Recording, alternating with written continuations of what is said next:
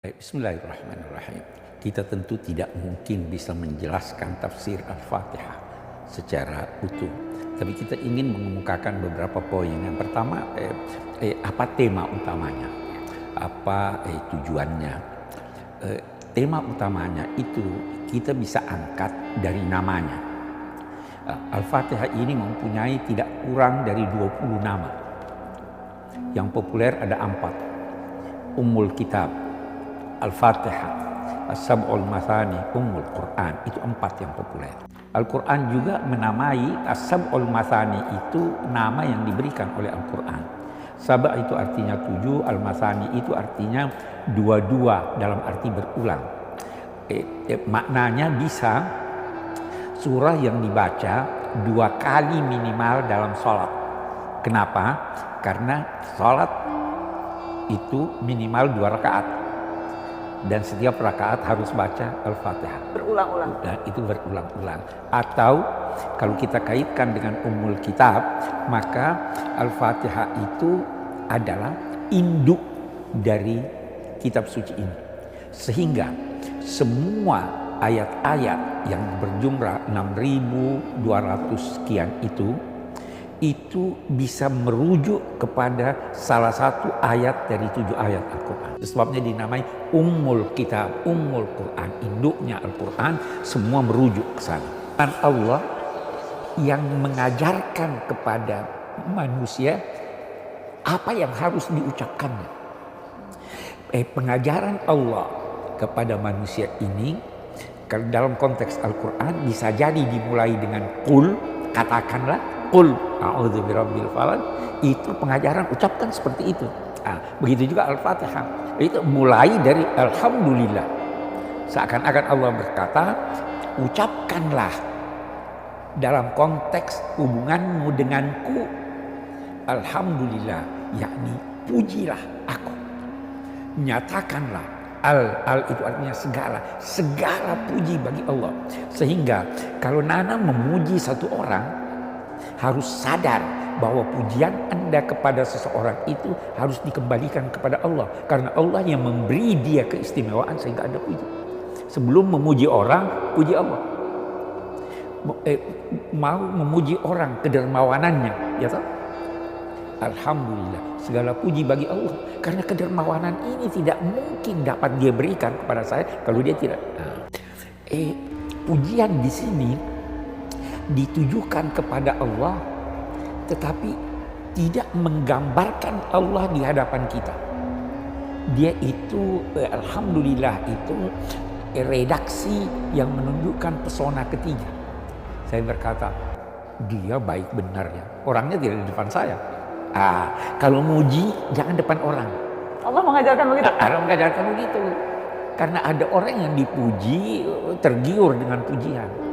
Sebaiknya memuji di belakangnya. Itu satu. Yang kedua, Allah mengajarkan kita memuji ini dengan pujian yang sangat singkat. Alhamdulillah rabbil alamin. Kalau memuji jangan bertele-tele. To the point. To the point, pujilah sekedarnya. Dan jangan di hadapannya. Dan bagi ada satu hal lagi dikatakan oleh ulama kita, kalau ada yang memuji Anda, maka telitilah, kalau kita manusia, telitilah apakah pujian itu sesuai dengan keadaan Anda atau tidak. Kalau tidak sesuai, ucapkan oleh orang itu. Kalau sudah sesuai, jangan terlalu gembira. Bergembiralah 1/2 dari kadar pujian itu, supaya kamu tidak mabuk pujian. Itu yang diajarkan.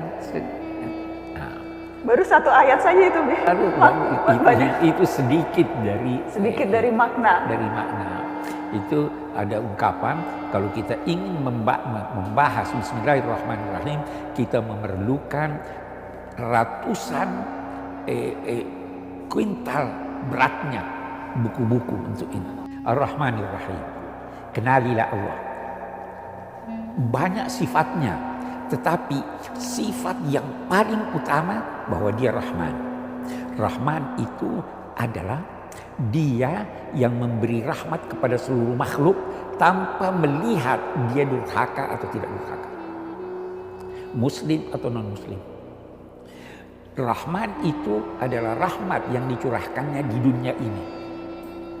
Sedang Rahim itu adalah rahmat yang dicurahkannya di akhirat. Apakah itu makanya urutannya juga penting, Bi? Oh Rahman, iya, Rahim. urutannya sangat penting. Oh begitu, jadi bukan itu urutannya pun memberikan Iya, waktu. keliru kalau dia katakan Alhamdulillahirrahmanirrahim. Dari satu sisi, karena rahmat di dunia itu mendahului rahmat di akhirat. Nah, di sisi lain, Rahman itu adalah bentuk kata patron yang bersifat sementara.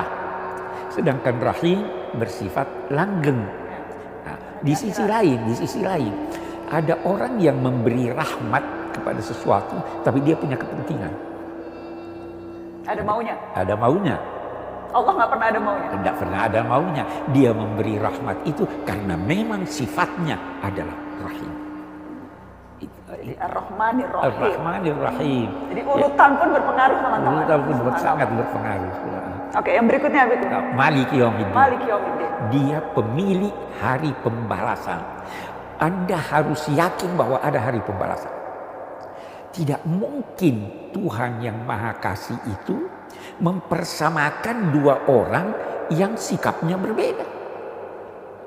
Dia memang dalam konteks hari kemudian pasti memberikan ganjaran bagi yang baik dan memberikan sanksi bagi yang buruk sikapnya. Ya, dia Maliki Yaumiddin.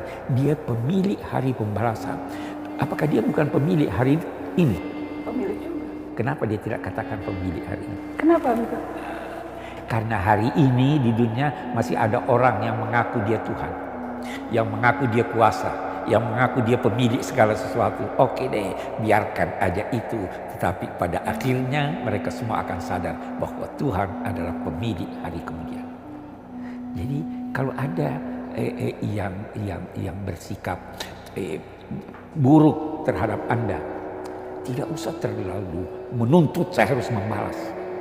Tuhan tidak tidur. Karena ia pemilik hari pembalasan. Hari pembalasan. Okay. Ya. Yang berikutnya apa itu? Maliki Yaumiddin. Iyyaka na'budu wa Iyyaka nasta'in. Baik. Iyyaka na'budu. Itu menarik. Dia dahulukan hanya kepadamu kami beribadah. Dia tidak berkata kepadamu kami beribadah. Saya berkata aku cinta padamu. Aku juga cinta. Tapi boleh jadi engkau cinta yang lain. Ya. Ya, Kalau Nana Abi cintaku padamu. Enggak, kalau begitu harus berkata hanya Abi yang Nana cintai. Jadi Dia hanya itu untuk menunjukkan itu, tidak ada yang lain. Tidak ada yang lain. Saya tidak beribadah pada siapapun, hanya kepadamu. Itu satu. Kita lihat sekarang. Alhamdulillah, itu redaksi pesona ketiga. Tapi sewaktu ibadah hanya kepadamu. Iya, orang pertama yang disebutkan. Di sini orang kedua. Orang kedua. Orang kedua. Ya. Hanya kepadamu ya Allah. Jadi kalau beribadah, hadirkan Tuhan di hadapan Anda. Seolah-olah dia di depan kita. Di depan kita. Itu Nabi ada ditanya oleh malaikat Jibril, apa itu ihsan? Dia bilang, kamu mengabdi kepada Allah seakan-akan engkau melihat. Kalau engkau tidak dapat begitu, yakinlah bahwa Allah melihat kamu. Karena dia berhadapan, saya tidak lihat dia, tapi dia di hadapan saya, dia lihat saya. Semakin sadar seseorang akan pengawasan, semakin berusaha dia untuk melakukan sebaik mungkin. Beribadahlah sebaik mungkin, itu iyyaka na'budu dan hanya kepadamu kami meminta pertolongan. Nah ini ada masalah lagi. Abi kan biasa minta tolong sama Nana. Kenapa kita katakan hanya kepadamu kami minta pertolongan? Sama maknanya dengan yang awal, bahwa Sama, hanya di sini letak bedanya kita lihat. Kalau mau ke dokter, minta tolong pada dokter. Tolong saya sakit, pergilah kepada dia, tetapi ingat, minta dulu pada Tuhan. Ya Allah, beri dokter kemampuan mendiagnosa penyakit saya. Beri dokter kemampuan untuk memberikan saya obat yang sesuai. Jadi saya minta tolong dulu pada Allah, baru. Nah, ada hal-hal dalam hidup ini yang kita dianjurkan untuk tolong menolong, ya toh. Tapi ada juga hal-hal dalam hidup ini yang kita tidak bisa meminta pada manusia kecuali kepada Tuhan. Nah, jadi kita boleh tolong menolong, tetapi selalu ingat kita memohon pertolongan ini pada Tuhan. Ada hal yang bagus nih, sirat. Sirat itu terambil dari akar kata yang berarti menelan. Sirat itu adalah jalan yang demikian luas sehingga pejalan seakan-akan ditelan olehnya. Kalau sabil, jalan kecil. Kita minta, ya Allah, antar saya ke jalan yang lurus. Antar, bukan tunjuki. Jadi digandeng kalau Digandeng, diantar, dinaikkan di mobilnya, antar saya ke sana. Itu Anda pasti tertolong. Itu di dalam tafsir dikatakan ada perbedaan antara hidayah ila dan hidayah tanpa ila. Kalau hidayah dengan ila itu memberitahu. Kalau hidayah tanpa ila maka itu berarti mengantar. Di sini ihdina as-sirat, antar kami ke jalan lebar. Bukan cuma lebar, yang lurus supaya tidak jauh perjalanan. yang bahkan orang pun bisa ditelan saking luasnya. Saking luasnya, bagus. Itu Nana bilang begitu. Kalau begitu bisa bermacam-macam orang ada di sana. Kalau jalan sempit saya sendiri, saya bisa senggol kiri dan kanan. Ya Allah, biar jalan lebar. Boleh jadi orang yang di samping saya ini beda pandangannya, beda mazhabnya. Kita mari berjalan semua di situ. Karena jalannya lurus. Jalannya lurus dan lebar. Lebar. Tidak perlu berdesak-desakan. Kenapa mau bertengkar? Jalan menuju surga banyak. Jalan Lebar. menuju ke surga banyak, lebih banyak daripada jalan menuju ke Roma. Dan itu ummul Al-Quran.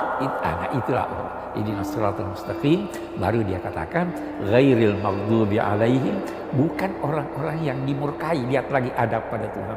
Jangan berkata bukan orang-orang yang engkau murkai, yang dimurkai. Tapi ketika berkata nikmat, ghairil maghdubi alaihim siratal ladzina an'amta alaihim, jalan orang yang engkau beri nikmat.